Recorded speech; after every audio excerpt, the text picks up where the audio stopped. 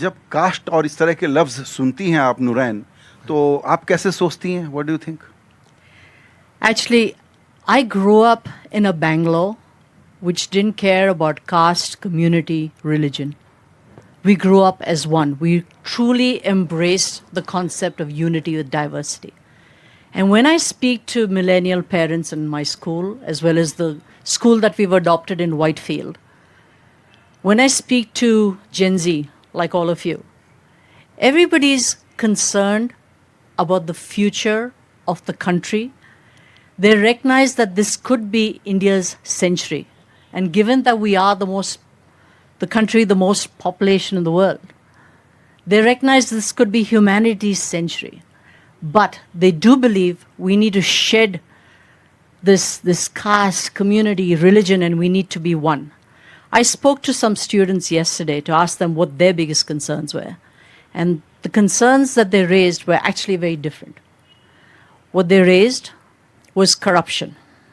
Every one of them had faced it, be it getting a driver's license, be it that they were deprived of a seat in the coveted college of their choice because somebody bribed and got an OBC certificate, because their parents were not allowed to build something in their house or in their commercial establishment because somebody demanded a bribe. They're concerned about divisiveness. They say political parties across the spectrum are kind of pushing this north-south divide. They're pushing south versus south in terms of water wars. They don't like that.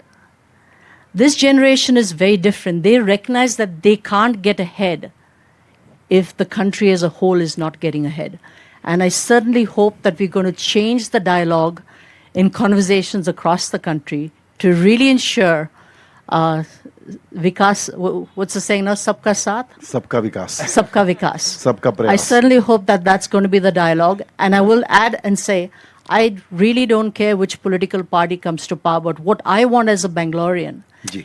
is elected representatives who are going to speak for the city of Bangalore. And given that we're literally down on our knees right now, despite contributing, I think we're the second largest income taxpayers in the country, Mohan? Close to third. Third Delhi is now. a little bit ahead. Delhi is a little bit ahead. Right. You know, aspiration and creation of jobs and confidence has been something entrepreneurs have had for many generations.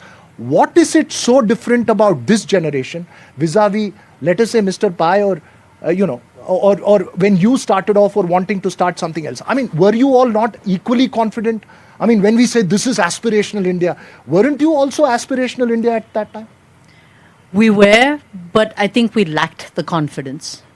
Today, no matter where in the world you go as an Indian, you can go with your held up high.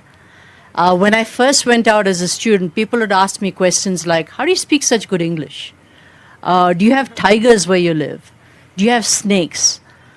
Those are the kind of questions I was asked as a young student. That story changed thanks to Bangalore. That story changed to say, hey, do you work in IT? Do you come from Silicon Valley of India? And I think when we grew up, there was a lot more scarcity. Today, there's opportunities aplenty. We are in an ecosystem which is basically very entrepreneurial. The resources available, there's expertise available. So this is a very young, confident India, which is very confident of its standing globally. It's also an India which wants to take people forward rather than, to keep focusing on the past. We're really looking forward to make the next 2-3 decades very much India's decades.